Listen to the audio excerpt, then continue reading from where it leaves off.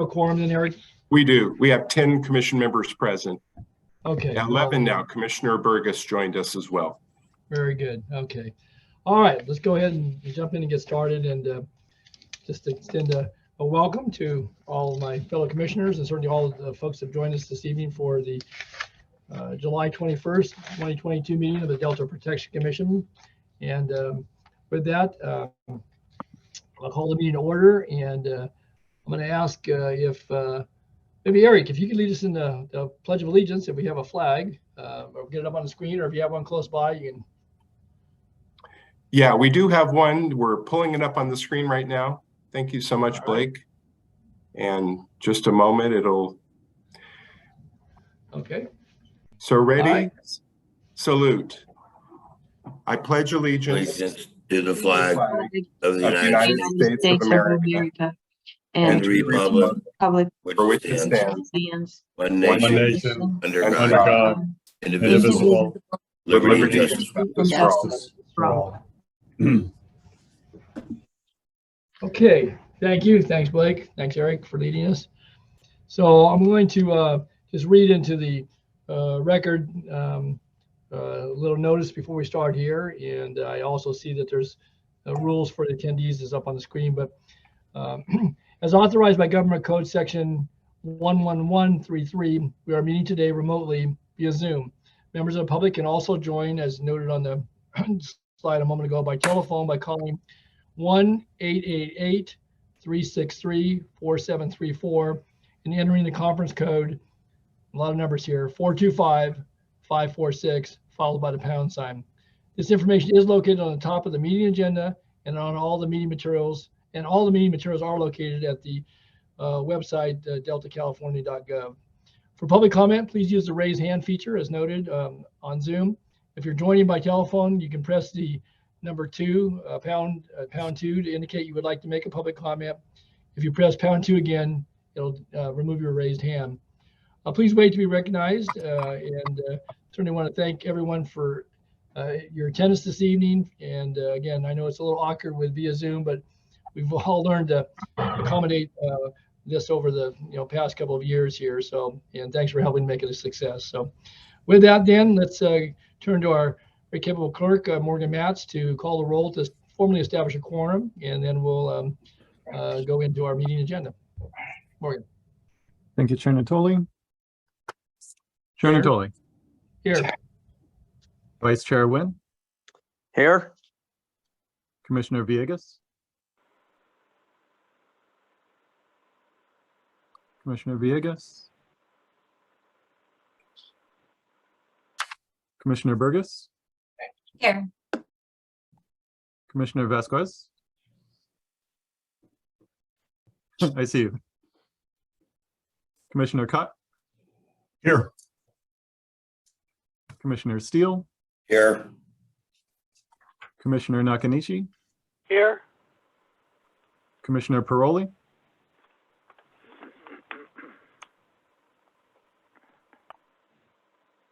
I have eyes on Commissioner Paroli's screen, but I will come back. Here. Yeah. Thank you. Welcome. Commissioner Slater. Here. Commissioner Musi. Commissioner Agar. Here. Commissioner Eddy. Commissioner Vogel. Here. And Commissioner Bush. Here. And designee Liliana Udeng for ex officio member Senator Eggman.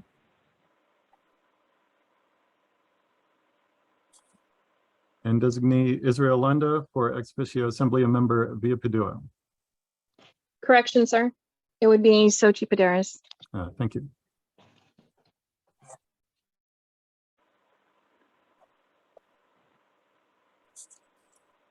And we have 12 commissioners present. Great. Thank you, Morgan. Welcome, Soji. With that, then, we do have a quorum, and we'll again move into our agenda, as I noted. Now we'll go down to item number 3, which is public comment, and that's on opportunity for any member of the public to address the commission regarding items which are not appearing on this evening's agenda. Somebody else is watching for the hands, but if we have anyone who would like to weigh in, this is the opportunity to do so on items not on the agenda.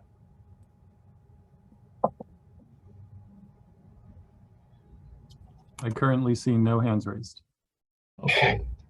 All right. Well, if someone joins us later and wanted to talk to an off-agenda item, we certainly can come back to that before the close of the meeting. But with that, then, seeing no comments from members of the public on items not on the agenda, we'll move to item number 4, which is the Delta Stewardship Council report. And as chair of the Delta Protection Commission I would just report that at our last meeting, we did elect a new chair for the Delta Stewardship Council, and that's Virginia Medueno. I think some folks on the commission have had the opportunity to meet Virginia. I know that she's been doing due diligence and attending many different meetings and activities in the Delta, and has participated in some of the Protection Commission activities earlier in the year. So certainly want to welcome her in her new role. And what's her last name, Don? Medueno, Madueno, Medueno. Thank you. Yes, thank you, Paul. Just another thing, I would just note that at our meeting last month, we did approve the ecosystem amendment, and the administrative regulation processes moving forward on that. I know the commission did weigh in on that, and we heard from some other folks, but fairly light agenda. We will meet again next week, and again, I'll keep the commission apprised, but if there's any questions, we have to field those, but that's what I have for this evening. So was there any questions by fellow commissioners? All right, seeing none, then we'll go to item 5, which has opportunity for fellow commissioners to make comments or announcements, to share any information you'd like. So I'll open it up to the floor, and anyone who would items you want to share. I see Dennis Agar has his hand up. So Dennis, good evening. Good evening. Thank you, Chair Nottoli. Appreciate the opportunity to at least provide a couple updates from Caltrans side of the house. I sent out the latest updated for the Delta construction map. I'm hoping that Erik, Executive Director Vink, was able to send it out to everyone. So I always continue to try to keep all of you up to date, all the projects that's going out there. Speaking of which, just a reminder for the people out there who utilize State Route 12, we have our second 55-hour closure on Highway 12 to do repair work on Potato Slip Bridge. That starts tomorrow, as a matter of fact, at 9 p.m. and it will be open at 4 a.m. on Monday, July 25th. Again, that's a full closure on State Route 12 in the Delta area. So I appreciate the fact that the traveling public and their patience as we continue to repair the Potato Sloop Bridge. The only other announcement I want to make is that we do have an appointed director for Caltrans, Tony Tavares. He was appointed by the governor just last month, early June. We welcome him on board and look forward to continue to work with him and his leadership. He's continuing the path that Director Tokso Mishakin had when he was our Caltrans director, now our secretary for CalSTOP. Again, I'm focusing basically on a people first organization. We do have 4 founding principles that he again expressed, and we'll talk about that when he does his public events. That's starting with safety, equity, climate action, and the new addition to the foundational principles is economic prosperity for our communities. So that's a new one for Caltrans, and we definitely are looking forward to making sure that these principles are applied to all the work that we do for the people of California. The only last update I have is our efforts in Caltrans asked to deliver the broadband middle mile network program. As you all know, we have been asked to deliver 10,000 miles of broadband network throughout California. And we need to get these projects out as early as this December 2022. And latest is December 2024 to get it out to construction. just in District 10 and in San Joaquin County, we do have 141 miles planned for middle mile network. And if you need more information, you can reach out to me and I can give you our broadband network coordinator in District 10. We have a total 800 miles just in District 10 with the 8 counties that we're responsible for. But again, our big challenge just is to really lay out the fiber, 10,000 miles of fiber across California, starting with December this year, and hopefully get all the projects out by December of 2024. A big task ahead of us, and we look forward to delivering that program. That's all my updates, Mr. Chair. Appreciate the time. Great, thank you, Commissioner Agar. Are there any questions for Dennis? And thank you for always forwarding the map regarding construction. Seems like everything's in one element of repair or reconstruction in most areas, but a lot of good work going on. So any questions, comments? Yeah. Paul? Yeah. Yeah, Paul. Dennis, I'd like to know something. You're with Caltrans? Yes, I am. I sit in as a representative for the Secretary of California Transportation Agency, but I am with Caltrans. I'm the District 10 Director located in Stockton, San Joaquin County, responsible for 7 other counties. Yeah, I got a question to ask you. As you're familiar with the construction, the work that we're doing on the McCollum River Bridge there up for the closure of Highway 12, there's a very huge increase because of that. Other people have found other routes, and so it directs people down Thornton Road through Ileton. And with the increased traffic, there's some safety issues with especially one corner. It's a Caltrans road. It's actually 160 next to Peter's Steakhouse. And I've been trying to find a way to get a traffic light installed there. Who would I talk to? Yeah, I don't know if you have my contact information, but you start with me and I'll make sure you talk to the right person. We do share boundaries here within San Joaquin County and along with the other Yolo County, Sac County, with District 3 and then District 4. Again, that's the area. But yeah, let's start with me, and I can ask Erik to maybe send my contact information to you, Commissioner. If you could have Erik send your contact information to me, I'd really appreciate it. Do that. And also, I wanted to acknowledge I did receive the map from Commissioner Agar. I have not yet sent it out to commission members, but I will at the conclusion of this meeting, along with any other follow-up items from the meeting. But thank you for that, Commissioner Agar. All right, thank you. Okay. Yes, thanks, Erik. Thanks, Paul. Any other questions or comments for Dennis regarding Caltrans activities? All right, seeing none then. We'll move on to our consent agenda, which are the minutes from the May 19th, 2022 meeting. Those were distributed, so I'll go to the commission members. Were there any comments, additions, modifications to the minutes? If not, a motion be in order, and we'll take public comment in just a moment here. Okay, I don't see any comments. Any public comment, Morgan? I see no hands raised. Okay, back to the commissioners. Do we have a motion? I'll move. I'll second. Okay, moved by Still, seconded by Vogel. Nothing further then. I believe this is a roll call vote. Go ahead, Morgan. Thank you. Chair Nottoli. Aye. Vice Chair Nguyen.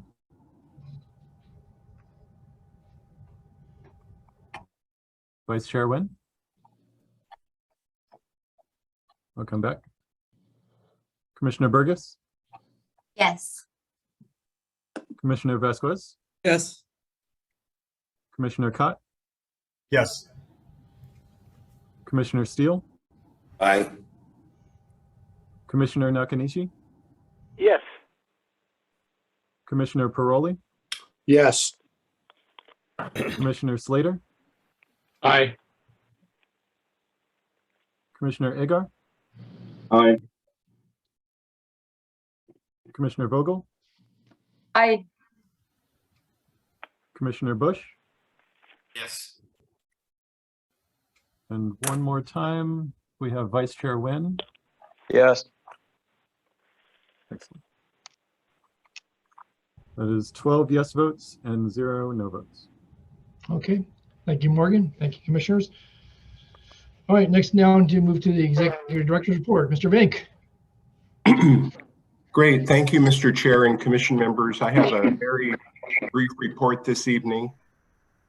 Delta Conveyance Project, the Delta Tunnel Project. We're all still waiting for the release of the environmental impact report. DWR continues to indicate that will happen sometime in midsummer.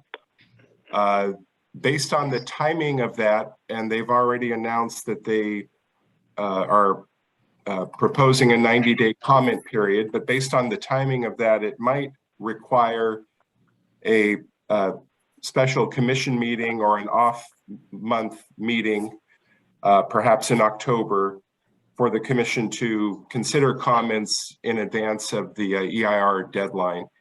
If the timing works out perfectly, it will mean it can get folded into an upcoming commission meeting in November, but probably, well, I don't know, probably, perhaps it will be timed such that there would be the need for a special commission meeting in October, but more to come on that once we know the release of the environmental impact report.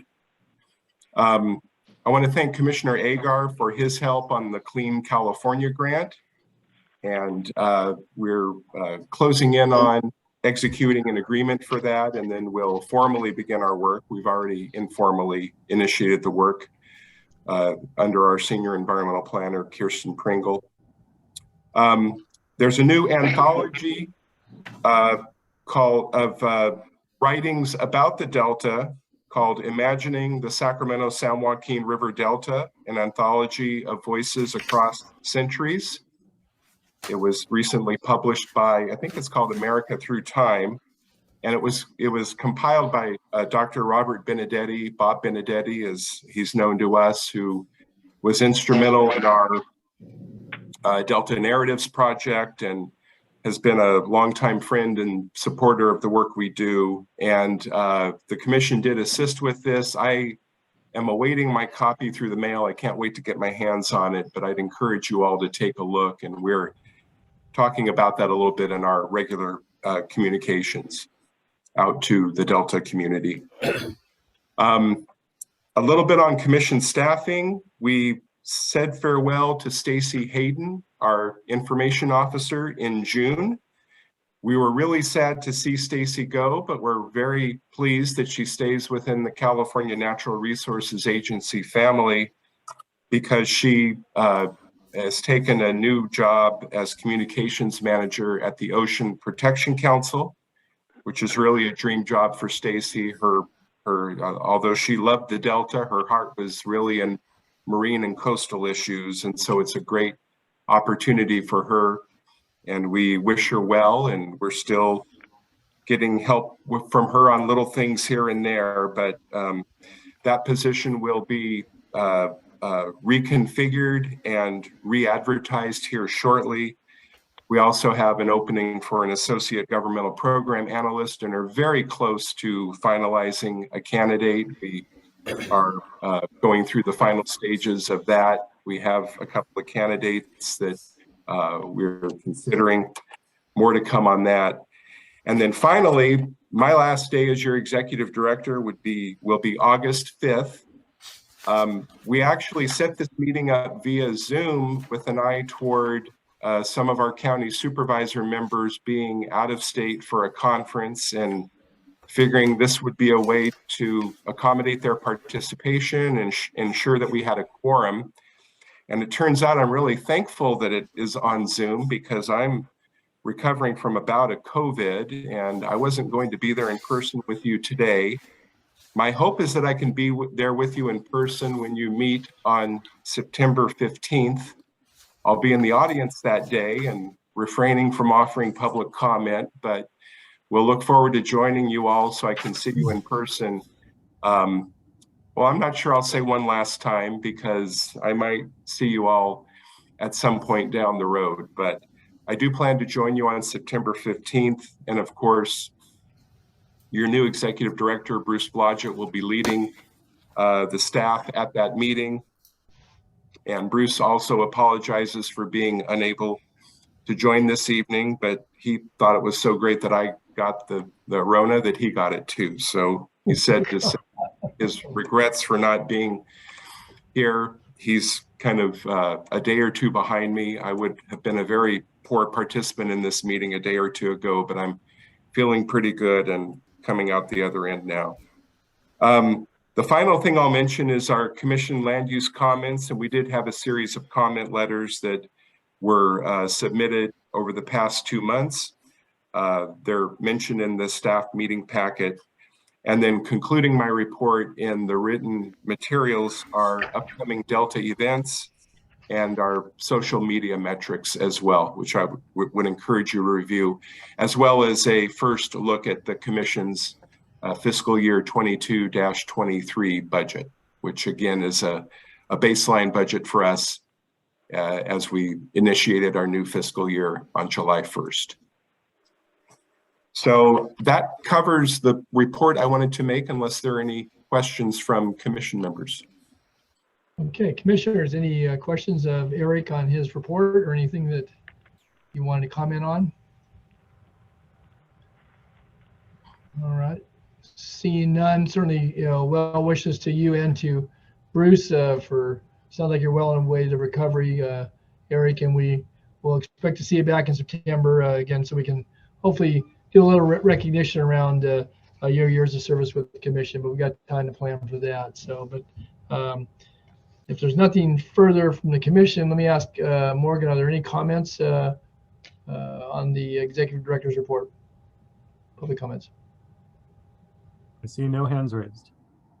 Okay. All right. Well, sounds like you covered it, and thank you, Erik. All right. Let's nothing further on that. Let's go to our DPAC report, and we're fortunate, I believe, to have Mariah Looney, our chairperson, this evening to make a presentation to us. So, hi, commissioners. Thank you so much for having me. I also have a pretty brief report. DPAC met on June 28th in Walnut Grove for the first time in public, in person rather. Since I started with DPAC 2 years ago. We were able to welcome new members, and we did introductions of the committee members. We also received 2 presentations, one by Restore the Delta from Restore the Delta's Delta Science Coordinator on their harmful algal bloom monitoring project. And then my co-chair, Russ Ryan, gave a presentation on Metropolitan Water District's Delta Islands Adaptation Project. And then, of course, we received an update from Erik on commission staff activities.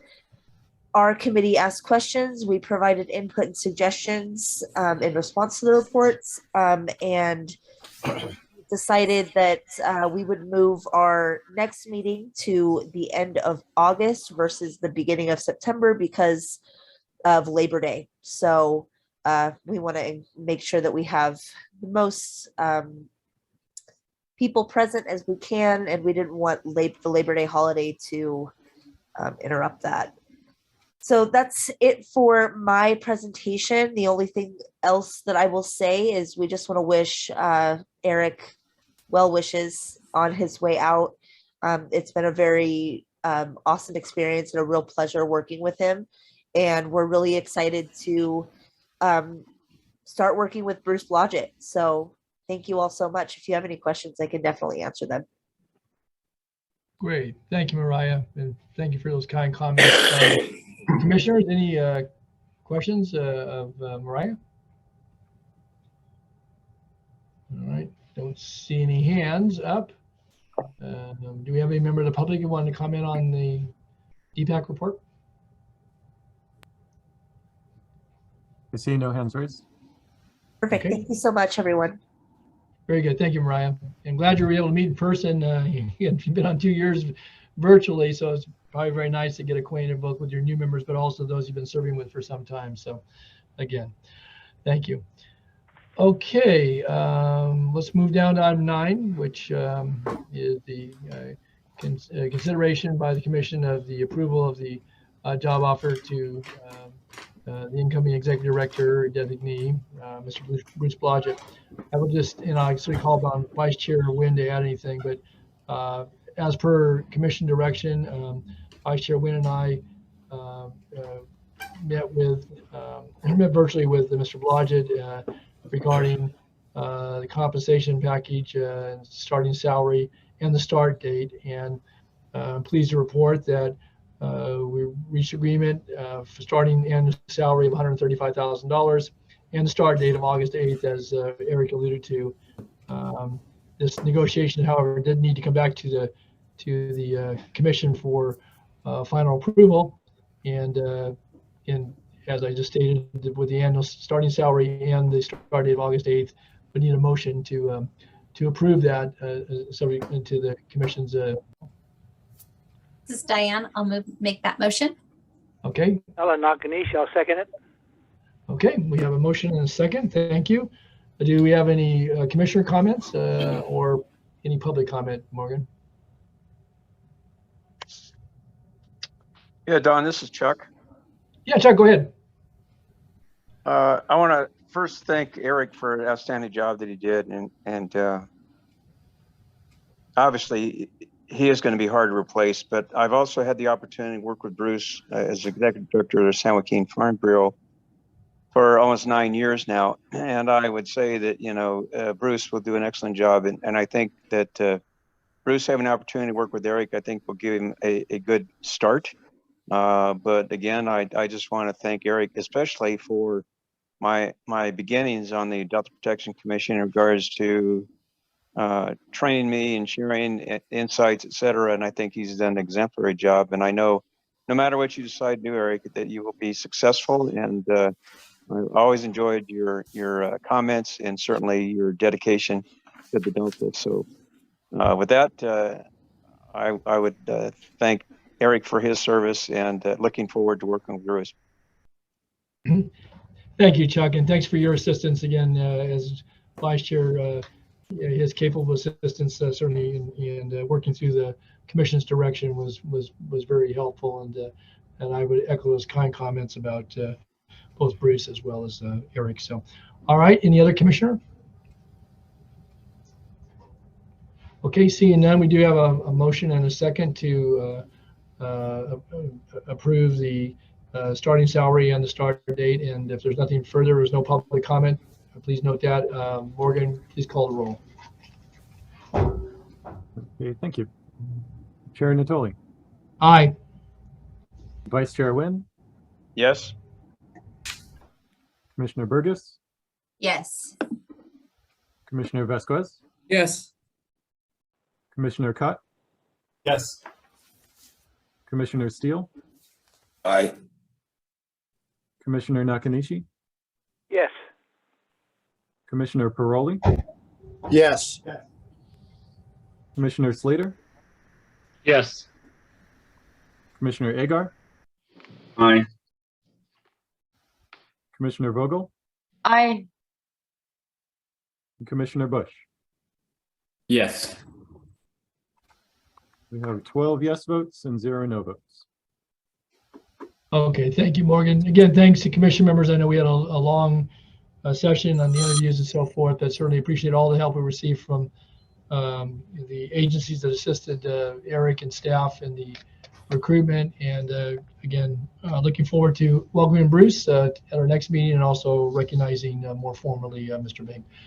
So with that, then we'll move down to item 10, which is the receiving report on the Federal Emergency Management Agency flood zone reclassification, as well as consider the submittal of a commission letter to FEMA, which would request that the Delta region firm flood insurance rate map reclassification established by Delta region local levee task force. And with that, I'm going to turn to Erik, who will introduce our presenter, Kathleen Schaefer, and allow him to do the introduction. And we welcome Kathleen. So I'll turn it over to you, Erik and Kathleen.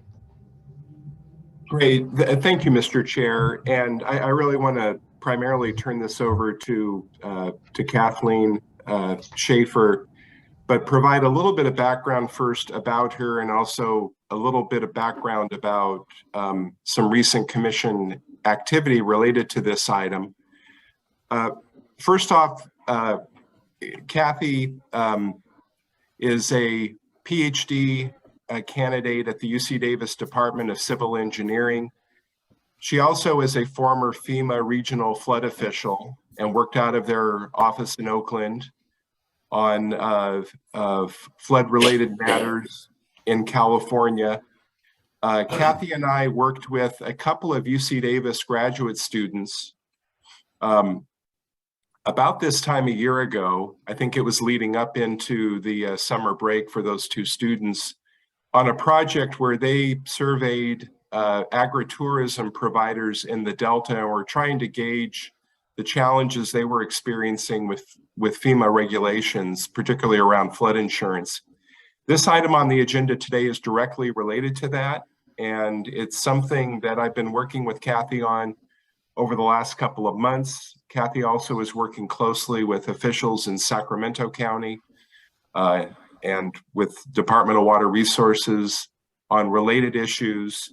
And that's just a little bit more of the background I wanted to provide before I turned it over. But at this point, I'll ask Kathy to begin her presentation. And I think Blake has a slide deck that he's going to pull up on the screen. So it's all yours. Thanks, Erik, and welcome, Kathleen. Thank you. Thank you. And thank you, Commissioner Nottoli and commission members. And thank you, Erik, for your introductory remarks. I want to thank you for giving me the opportunity to speak with you all this morning, or this afternoon, evening. I am, as you said, a candidate at UC Davis, and I am exploring alternatives to the National Flood Insurance Program, something that is part of the governor's water portfolio. So next slide. Just as a little bit of background, as Supervisor Nottoli, or I'm sorry, Chair Nottoli will recall, during FEMA's map modernization initiative, that is when FEMA, the Delta, that's when the flood insurance rate maps were, the current flood insurance rate maps were produced. During that time, FEMA engineers were required to follow what FEMA called procedure memorandums 34 and 43. These procedure memorandums directed engineers like myself to reach out to the communities to find or determine if the levees could meet FEMA certification criteria. If the criteria could not be met, FEMA engineers were required to use what's called the without levee procedure. We were to assume that the levees did not exist and map them as if there were no levees. The maps for the Delta were produced during using that procedure. After the maps for the Delta were completed, and as my colleagues in the Midwest were completing their maps under the map modernization effort, they came under extreme criticism by congressional members of the Mississippi River. And if you don't believe that it's possible to get consensus among our congressional representatives, just map the entire Mississippi floodplain in a special flood hazard area. So bowing to that criticism, FEMA developed a much more flexible approach to mapping behind levees, and they have continued to refine that approach.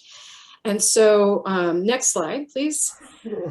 The letter that we have proposed simply requests that FEMA update the flood insurance rate maps using this new, more flexible approach, and it recognize that This process will take a very long time. So in the interim, it asks that FEMA consider mapping, changing the zone from a zone A to a zone D. Next slide, please. So this is a map that shows the current flood zone designations for the Delta. And you see that there are a variety of flood zone designations. Areas marked with an A, whether it's an AE, an AO, or just an A, are considered to be a special flood hazard area.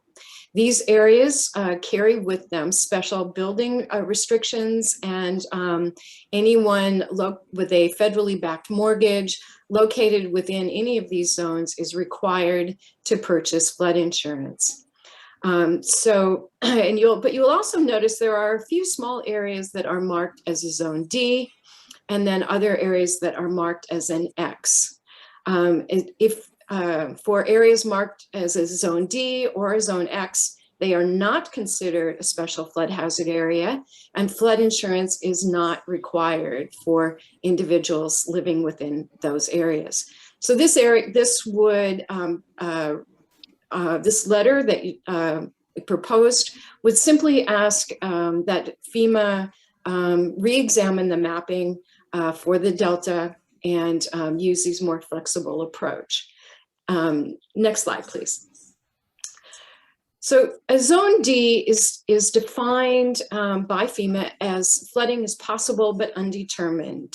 It is frequently used in areas like national forests and parks, where the expense or the criteria of mapping may not be warranted, but FEMA wants to recognize that flooding is possible. And as I mentioned, Zone D is not considered a special flood hazard area, and thus building restrictions and the mandatory purchase requirements do not apply. So this would allow for the construction of wine tasting rooms and make other structures possible, or other kinds of support structures possible. The advantage or the positive note of using it in the Delta is that you have already pre-existing residential restrictions. So concerns that FEMA may have about building in the floodplain are minimized and reduced. And this is just simply saying with the Zone D that flooding would be possible but undetermined. And I just want to note that recent reports from the Central Valley Flood Protection Plan, from the Delta Protection Commission, the Delta Stewardship Council, and FEMA have base flood elevations or 100-year flood elevations that differ by as much as 2.5 feet. So the designation that flooding is possible but undetermined is, I think, appropriate. Next slide. So why make this request now? One of the reasons is that in the past, FEMA charged the highest rates possible for areas that were marked as a Zone D. The thought being that because flooding was possible but undetermined, it made sense to be as prudent with pricing as possible. And so in the past, this action would have significantly impacted those homeowners who may have benefited from the grandfathering clause of the NFIP. In March of this year, FEMA initiated a new rating policy called Risk Rating 2.0. Under Risk Rating 2.0, premiums are actuarially rated. In fact, the FEMA flood insurance maps are only used to determine if flood insurance is mandatory. Once the determination has been made that flood insurance is mandatory or not mandatory, then the maps are in essence discarded, and FEMA is using their own catastrophe models and ensemble of models to produce or estimate what the insurance rating would be. So the requirement or the the way that homeowners might have been penalized by a Zone D no longer exists. This opens up the door then for the opportunity to suggest that perhaps a Zone D would be an more appropriate designation. Next slide. And so under this path forward, the obligations that would be undertaken by the commission would be that you would want to continue to support and enforce the existing state regulations regarding residential construction in the deep floodplains, and continue efforts to educate and inform the public of their existing flood risk.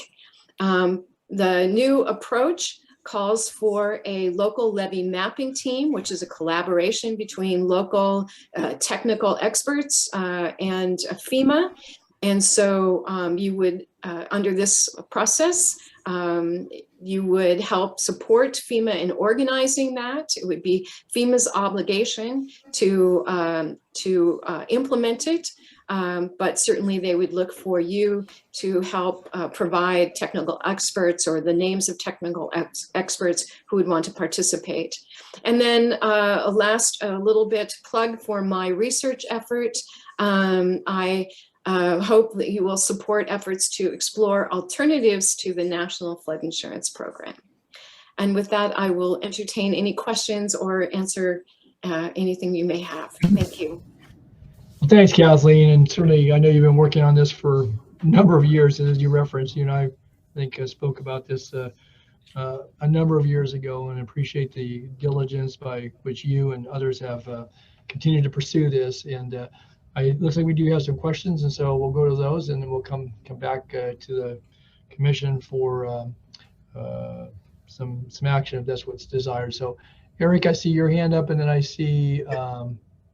Yeah, Mr. Chair, if I could just to pin one thing on to Kathy's great presentation, and thank you for that, Kathy. And Blake, if it's possible, could you pull that slide deck back up on the screen and go to the commission obligations?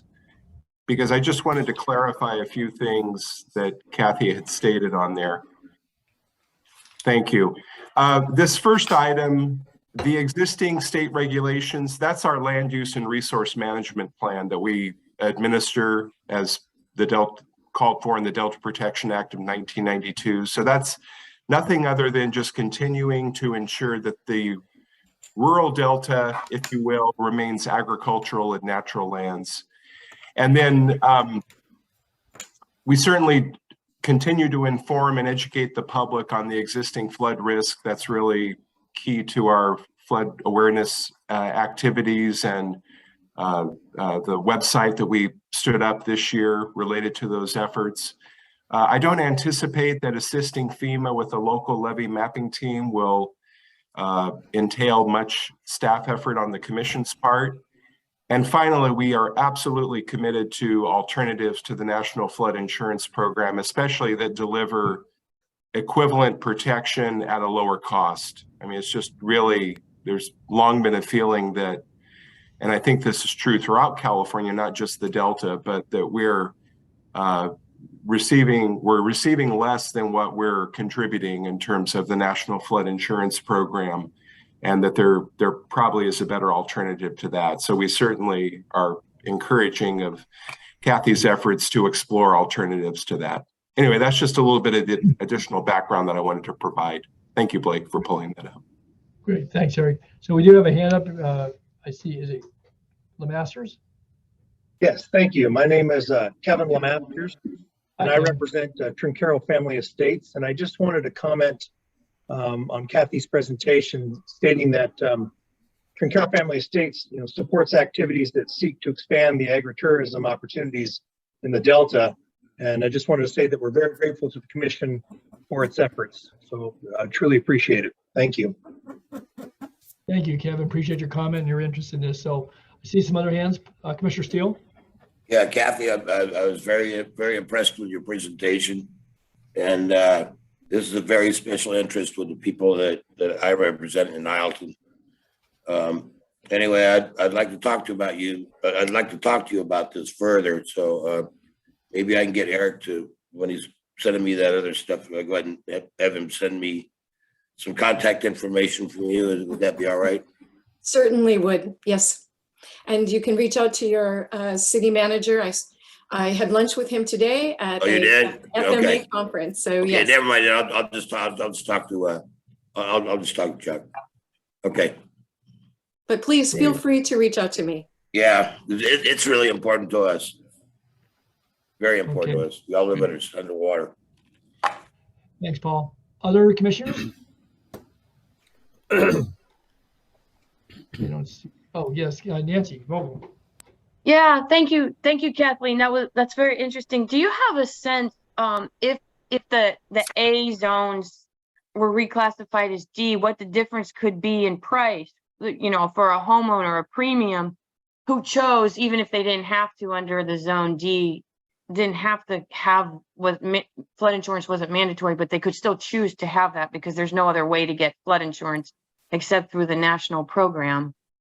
Do you know what the price difference would be like? So with the risk rating 2.0, the pricing is based on the location of each home and the special characteristics of each home. One of the frustrations that is expressed almost universally by those of us who are interested in this issue is that under risk rating 2.0, these pricing things are a black box. And so even your floodplain officials in the county have no way of knowing what the price will be. But I can tell you that the rates are going up, yeah, that we just really do not have a way of knowing. It's a frustration that is expressed kind of universally. Thank you. Oh, and Thanks, just a comment, a quick comment.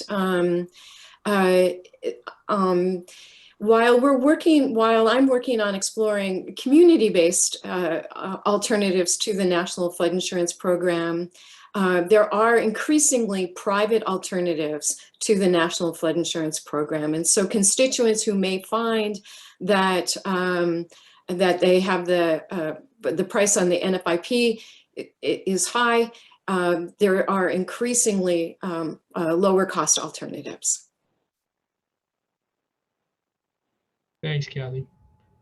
Other thoughts or comments, questions from commission members or anyone who's in attendance?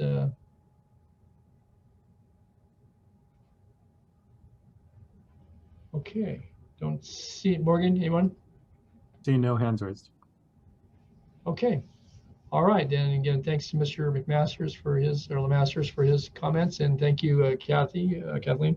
So with that, I'll bring it back to commission then. If there's no further comment, this is a action item. If we choose to take action, then it would be a letter in support of the efforts as outlined here this evening. So do we have a motion?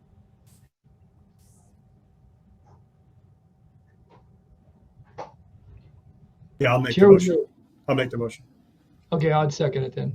Who made the motion? Me, Ron Cott. Oh, hi. Okay, right. Yeah, I couldn't see it. Right. Okay, so we have a motion and a second.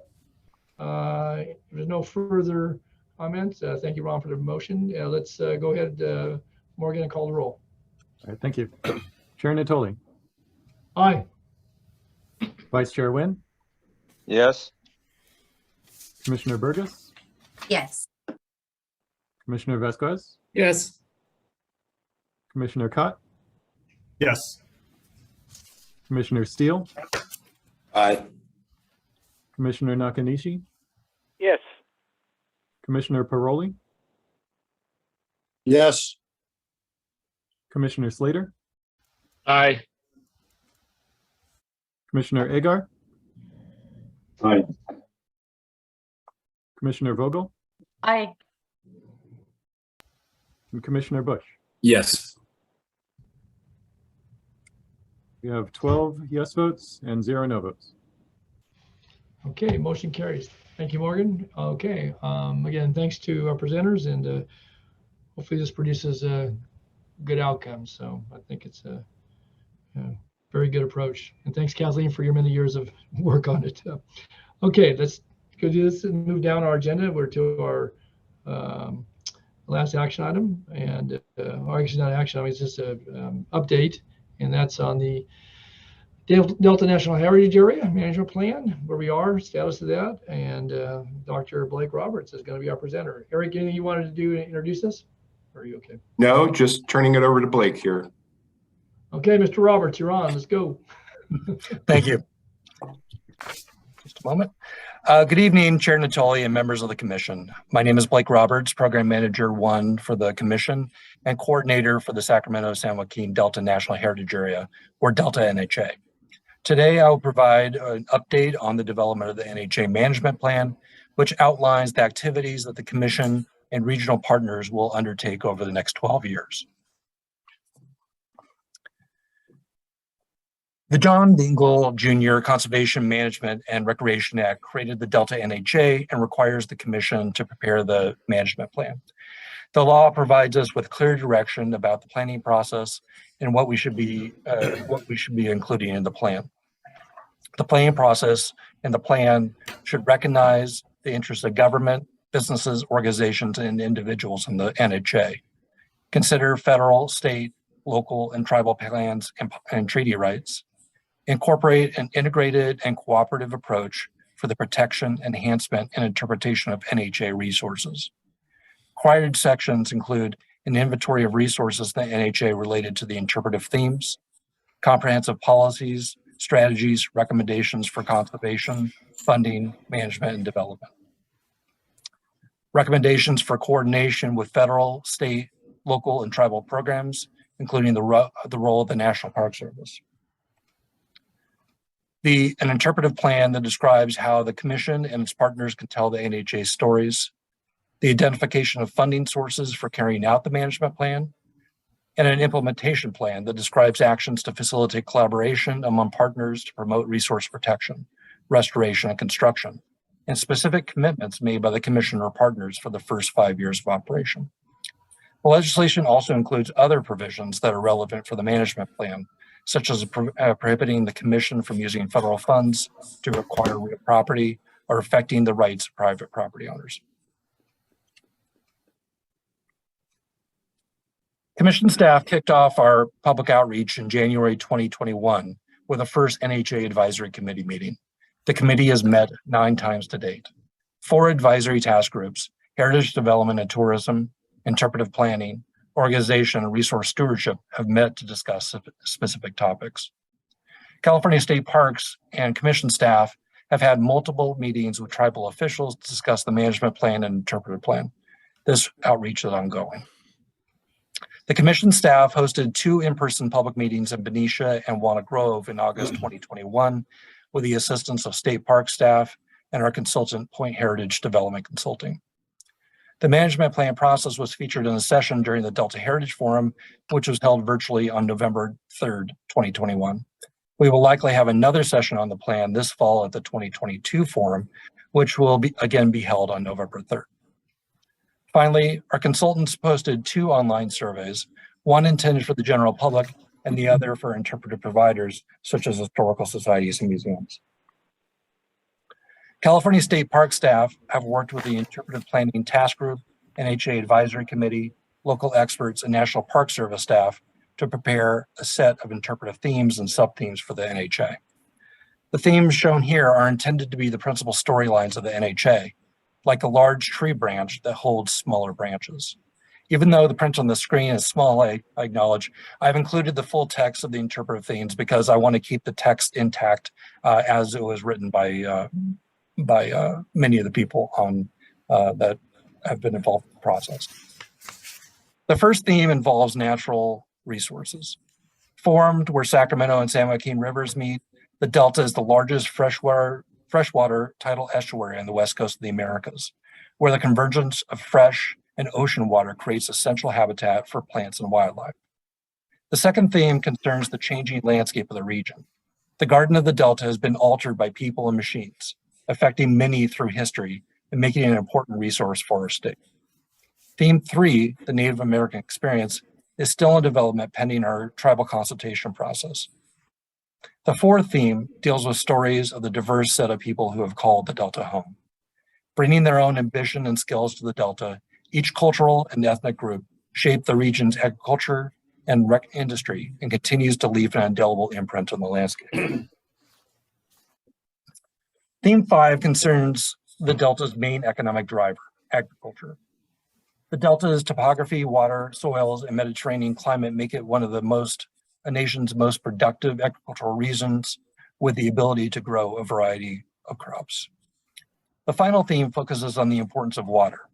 The Delta is California's oasis, and as such lies at the center of the state's challenges and opportunities in allocating its infinite freshwater resources across an infinite number of needs. In addition to the primary themes, State Park staff also created supporting themes that provide additional context. Supporting theme 1 involves the strong military history of the area. A place of both defense and defiance, the Delta's military installations tell a story of local contributions to the U.S. military. The second supporting theme emphasizes the traditional significance of transportation and related industries. The Delta's maze of interconnected waterways and levees creates a vital transportation corridor from the Central Valley to the Pacific Ocean. Supporting theme 3 concerns rural and urban centers. Like the rivers and streams interlaced through the Delta, the small farming communities and larger metropolitan areas are interconnected and influence each other. The Delta is known for art. As a location for solace and inspiration, many writers and artists have called the Delta home. And of course, the Delta is also known for recreation. The Delta's waters and rural communities provide a retreat from our busy lives and reconnect us to the land and each other. The final supporting theme involves energy production. The Delta region is a source of fossil fuel production, but is also an emerging sustainable energies industries are growing. The Heritage Development and Tourism Task Group drafted 4 objectives along with action steps, partners, and potential roles for the Commission. As the management planning process continues, these objectives and action steps will be reviewed and revised as needed. The 4 objectives are tourism promotions by the NHA leaders and partners attract visitors who appreciate the area's history, culture, recreation, and outdoor opportunities and contribute to the region's economy. Number 2 is tourism products based on the NHA's history, culture, and natural resources are easily accessible for visitors to learn about and experience. The third is information and activities developed by the NHA's leaders and partners will increase awareness of the Delta and will educate residents and visitors on the region's history, culture, recreation, and conservation. And finally, the last Heritage Development and Tourism objective is a network of tourism partners will advocate for tourism infrastructure and engage residents, cultural groups, and businesses toward the development of a tourism industry that remains sensitive to the region's rural communities, traditional economies, and natural resources. Similarly, the Resource Stewardship Task Group drafted 4 objectives along with action steps, partners, and potential roles for the Commission related to resource stewardship. The 4 objectives are, number 1, NHA leaders and residents are more aware of the importance of preserving historic resources that contribute to the area's unique sense of place. The region's leaders and residents embrace a conservation stewardship ethic centered on the integrity of the rivers and estuary, habitat protection, and native biological diversity and productivity. Objective 3 is residents and visitors appreciate and understand the heritage area's culture and living traditions. And finally, the last resource stewardship objective is Native American tribes and descendants of Native peoples understand and experience the significant and ancient cultural and natural resources in the region. One of the issues that will be explored further during the management plan process will be whether the Commission should be the long-term coordinating entity for the Delta NHA. While some NHAs are managed by state agencies and universities, most are managed by nonprofit organizations. There are benefits to having the Commission run the Delta NHA, such as organizational and financial stability and public confidence in the Commission, but also limitations, such as administrative and staffing inflexibility. There are a few possible management options for the organization task group, NHA Advisory Committee, and Commission to consider as we advance through the management plan process. One is for the Commission to continue with our current staffing and overall administration of the Delta NHA. Second, the Delta could maintain a contracting relationship with National Park Service for annual appropriations, reporting, and congressional relations. However, we would contract with an organization that would manage the NHA programs, projects, and community outreach. A third possibility is that the Commission remains as the coordinating entity, provides grants to existing and new partners to carry out specific work related to the NHA's programs and projects. Finally, the Commission could remove itself entirely as the coordinating entity, with another organization accepting this responsibility. This would require congressional action since the Commission is identified by name in the Dinkle Act. The Commission would remain as a participating partner of the Delta NHA, however. The Commissioner Consultant Point Heritage Development Consulting worked with the Organization Task Group and NHA Advisory Committee to develop the NHA mission and vision statements. These statements should be distinct yet connected. A mission statement has three functions. It must guide the organization in its daily work, define its purpose, and provide the basis for judging its success in programs. The mission statement describes the Delta NHA as a partnership coalition working together to recognize, enhance, and promote the NHA as an ecological, agricultural, recreation, historical, and cultural treasure. A vision statement should highlight an organization's long-term impact. The vision inspires actions such as planning, fundraising, marketing, good governance, and sound management. The vision statement predicts that the Delta NHA will support living links among the past, present, and future, and among farmed, developed, and wildlands of the Delta, Sassoon Marsh, and the Carquinez Strait. This globally significant estuary sustains a remarkable and diverse blend of natural and human communities that have emerged over millennia. Through partnerships, the NHA affirms and protects this living landscape, the appreciation of Delta cultures, relationships with water and landscapes, rewards of labor and commerce, and the revitalizing benefits of recreation, and shares it with Californians and visitors from all over the world. As you can see, As you can see, there's been a lot accomplished today, but there's still much to do. The Commission is currently working with the NHA Advisory Committee and the 4 task groups and state park staff to prepare major elements of the plan. After the Point Heritage Development Consulting contract expired last month, we are hoping to get a consulting team on board in the next couple of months to assist with the next stage of preparation of the management plan. Through the end of the year, we will refine the objectives and the actions identified by the task groups, work with the NHA Advisory Committee to articulate 3 to 5 primary goals for the NHA, work with the management task group to develop the business plan, and assemble the various components into the draft management plan. We anticipate presenting the draft plan to the Commission at your January 2023 meeting. After Commission approval, we will release the management plan and environmental document for public review. Based on National Park Service guidance, we are expecting to prepare a categorical exemption on the federal level and notice of exemption for our CEQA compliance. In March, we will close the public review period and return the plan and environmental document to the Commission for final approval. The final step will be submission of the management plan to the National Park Service. Eventually, the document will receive final review by a designee of the Secretary of the Interior. I want to conclude my presentation by providing updates on recent congressional activity concerning the NHA. Earlier this month, the U.S. House of Representatives passed a floor amendment by Congressman Garamendi to the National Defense Authorization Act. This amendment adds a portion of Rio Vista to the Delta NHA that includes the former Army Base, Coast Guard Station, and Sandy Beach County Park. This map shows the area to be added. The City of Rio Vista has actively supported this legislation.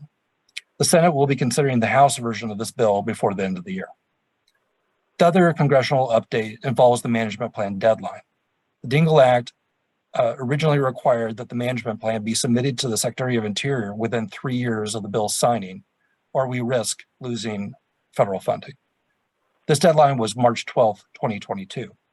However, Congressman Garamendi worked with us and the 5 other NHAs created in 2019 to enact language that removed any threat of lost funding for missing the deadline. This was particularly important to us given delays that all 6 NHAs faced due to the COVID-19 pandemic. Thank you so much for your time. I'm happy to answer any questions that the commissioners may have. Well, thank you, Blake, for the summary, and appreciate the ongoing work. And I see several hands. I think Commissioner Cott and then Commissioner Vogel. Ron, I think you're on mute. Sorry. Thank you. Yes, so Blake, we got the extension from the March 12th deadline. Do we now have a new hard date by which we have to submit this plan? Yeah. Okay. I mean, So the March 12th, 2022 date is still in the legislation, but basically legislation that was passed as part of the budget plan. The budget was for fiscal year 2022 was approved back in March and signed by President Biden. At that time, there was language in there that basically said that there was no penalty for us to missing the deadline. Okay. With that in mind, and the robust test that you have ahead of you, do you have an intention of updating us every meeting now as to where we stand with this process? Or if you don't, could you do that? Yeah, I think I can talk a little bit more with Executive Director, the new Executive Director, Bruce Blodgett, about how he wants to do that. But yes, I'd be happy to either do that through a presentation or perhaps through the Executive Director's report. Okay. Yeah, Thank Commissioner Cott, if I could append on to that, I will recommend to incoming Executive Director Blodgett that there be more frequent updates, and I think it makes sense to have this as a standing item, given the activity that is anticipated to occur over the next 2 or 3 times that the commission meets. Great, thank you. Thank you. Okay, thanks, Ron. Nancy, go ahead. Thank you, Chair. And Blake, thanks so much for this overview. It's exciting. It's getting real. And I got to say that your advisory committee has some poets on it. That's some beautiful writing there in terms of the themes. Succinct but powerful. And I wonder, you said you raised a good question, which is ultimately who will manage the natural heritage agency area? Will be the commission's role or a nonprofit? And I wonder, when does that decision have to be made? At what point do you need to know? My suspicion is that we probably will have some recommendations in the management plan when we come in January. And we'll be talking to the NHA Advisory Committee about this further. But I don't know if there's necessarily a hard deadline for figuring this out. One of the things that I think we have to do is if we are going to be working with another nonprofit or handing over responsibility altogether, who is that going to be? And that's one thing that really remains to be seen at this point. I would anticipate, I don't necessarily want to guess too much about what might happen, but I think there's a lot of benefits in having the commission have a major role in the NHA. But as a government agency, there are some issues, and we don't necessarily have the flexibility that a lot of other NHAs have. And so I would anticipate that, even if we went ahead and we still maintain control over the NHA, I think we would need to have some sort of outside assistance in order to help us do certain things. I know that other state agencies have similar nonprofits that they work with, and my guess is that we would probably have something along those lines. Thank you so much, because you read my mind. I was just thinking that a state agency cannot move nearly as nimbly as a nonprofit could. And I have to say, I was just back in Pittsburgh, Pennsylvania, visiting family, and the nonprofit that runs the natural heritage there, or national heritage area there, it's called Rivers of Steel, does an amazing job with, boat tours of the Cary blast furnace. And it's just good, robust programs that I think teach people who have even spent their entire lives in Pittsburgh learn new things. And my hope is that that's what we can do here. in the Delta. Yes, and in fact, the consultant that we had on board, until last month, one of them was actually the executive director of Rivers of Steel. He was Augie Carlino, a great guy with a lot of knowledge about how to do this, and he's been doing it for 25 years. So I think that these, it's going to be the other NHAs that are really going to be serving as role models for us, and we're going to be getting a lot of guidance from them about how to do things. In fact, the Alliance of National Heritage Areas is a very, very good organization, and we're anticipating continuing to work with them to kind of get new ideas and figure out how to do things. So yeah, I unfortunately have not been to Rivers of Steel, or I've been to Pittsburgh, but I think the bus station, that's about it. So I'm looking forward one of these days to really visiting Rivers of Steel and enjoying them. They do a great job. Thank you, Blake. Great. Thank you, Nancy. Thanks for sharing too. Okay. Any other commission member? Let's see any their hands up. Mr. Chair. Erik, go ahead. Yeah.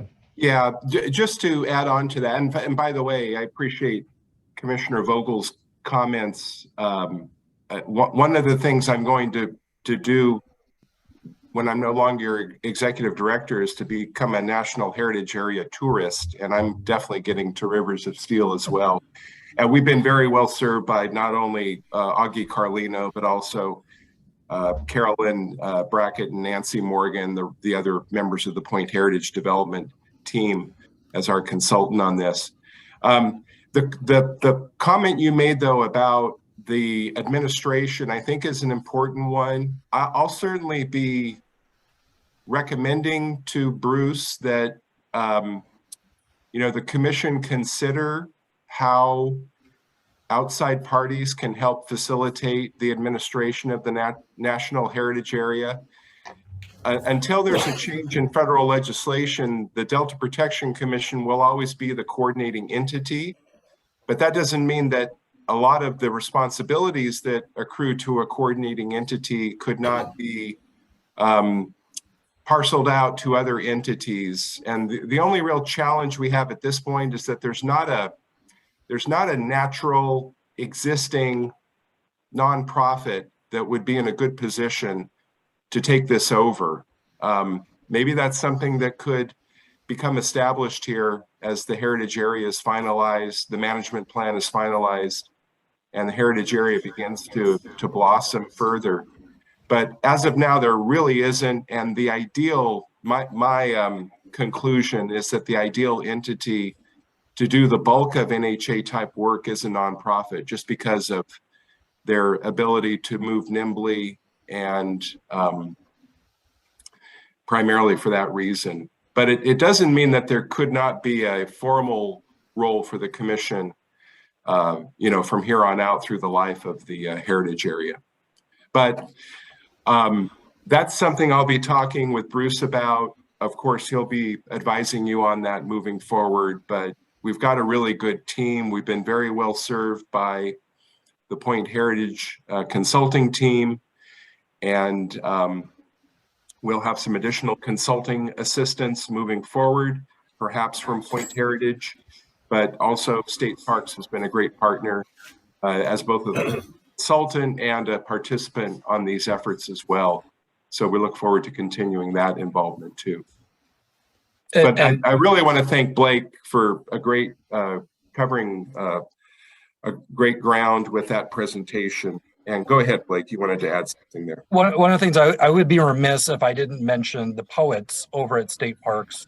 Their staff has been tremendous, and they were really responsible for doing a lot of the language and those interpretive themes. If they're listening in, I want to make sure that I'm not going to get. I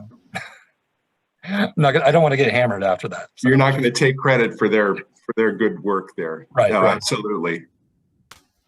Well, thanks, Erik. Thanks, Blake, and thanks for getting all the partners and certainly giving credit where credit's due, and certainly credit to you for your leadership. And it's exciting to see it progressing, and certainly I think it holds a lot of prospect for many positives for the Delta in the years to come. Obviously, there's a ways to go on the plan and getting all the I's dotted and T's crossed and figuring out who's going to oversee it over time. But come a long ways, and you know, and again, appreciate your efforts to help lead us along the way, and all the contributors as well. Okay, let me ask any other member of the commission wish to weigh in on this.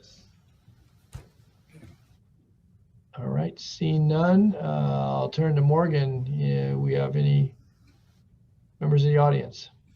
We have no hands raised at the moment. Okay, at the moment, you're gonna run out of time. Don't get your hand up, so.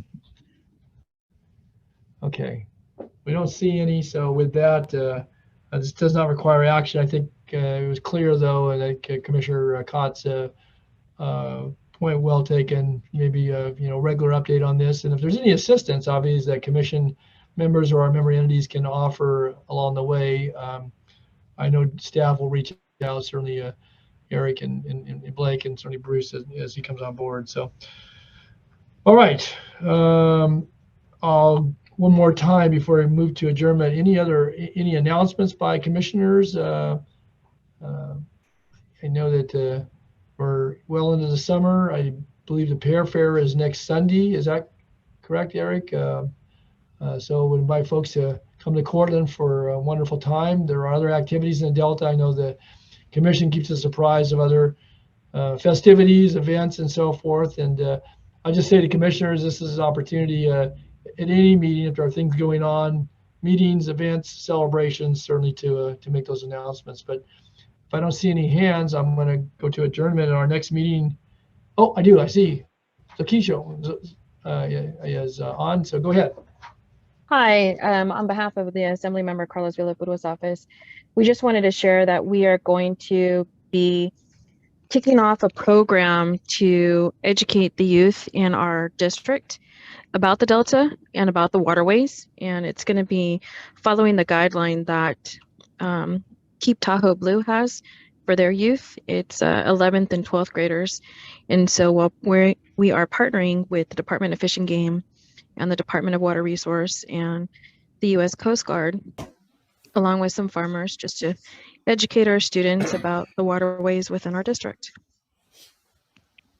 Well, that's great. I think if you got information to forward, you know, to the executive director or certainly to commission members directly, so we can get that on the website. That's exciting, and hopefully we can get a catchy slogan like "Keep Tahoe Blue" that references the Delta, and you know, will build support. But I think building understanding, and certainly appreciate the assembly members and assembly member and the staff's work on this. So keep us posted and forward information if you can. I will say that if any of the commissioners have any recommendations on something catchy, we're open to recommendations for a program name. Okay, very good. Well, thank you. Good announcement. Anybody else? All righty. Then with that, brings me to a close. Our next meeting, as I started to say, is September 15th. Likely at Gene Harvey School in Walnut Grove, hopefully be in person. And we'll look forward to welcoming our new executive director for this first meeting with the commission, and also recognizing Mr. Vink. So in the meantime, I just would encourage folks to enjoy your summer, stay safe. Thanks for what you do for the Delta. And unless there's anything else coming before the commission, I'm going to say we're adjourned. Thank you, Mr. Chair. Thank you, Chair. Thank you very much. All right, everybody, take care. Be safe.